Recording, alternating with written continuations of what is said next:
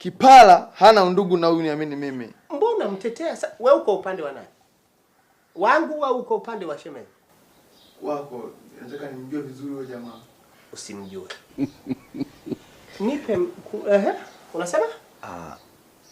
Shemeji, kiukweli kabisa mimi nilikuwa napita njia, lakini nikakumbuka nikasema nipigie simu dada yangu, kwa sababu nilipokea simu kutoka kijijini na bibi anaumwa, na kama kutupigia simu akatusisitiza sana twende, na kizingatia kufika hapo Mkulanga sio mbali hivyo, nikaona ni heri tu nimfuate dada.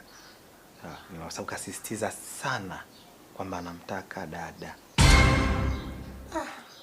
Afu mpumbavu ndo amekaa na ongea ujinga hapa, rafiki yangu, kumbe mtu yuko hoi. Nisamehe mimi bwana. Sawa. Kwa saa ngapi mnaondoka?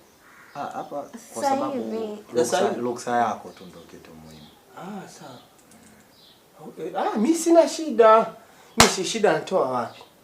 Mimi ndo mwenye maamuzi. Kwa niende mna.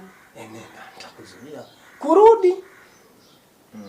Kwa sababu hadi tunafika kule inawezekana ikawa jioni. Mimi nahisi kesho mapema tunamrudisha. Sawa. Nimelipitisha. Asante. Nakushukuru sana. Sawa. Niwatakie safari njema, sawa? Hebu niwatoe kwanza kidogo, sawa? Ama ungebaki tu kupumzika, maana unajua umechoka. Nipende wewe. Yaani mama, kesho asubuhi niko hapa, sawa? Sawa. Sawa. Basi sawa. Asante bwana Mlamu. Take care. Wa take care wao au take care wewe? Wewe umetafuta njia yote ya kunifukuza humu ndani, umekosa. Unajizungusha, mimi naonekana hata kwa njia ya uongo. Umeshindwa. Nisikize wewe Cheusi Mangala Steven Moses kutoka Katavi. Sawa. Unaibiwa.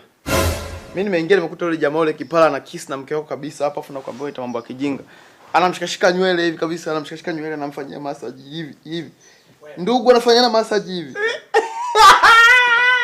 Ni jinga hilo. Yaani ndugu yake, akisi ndugu yake na ndugu yake.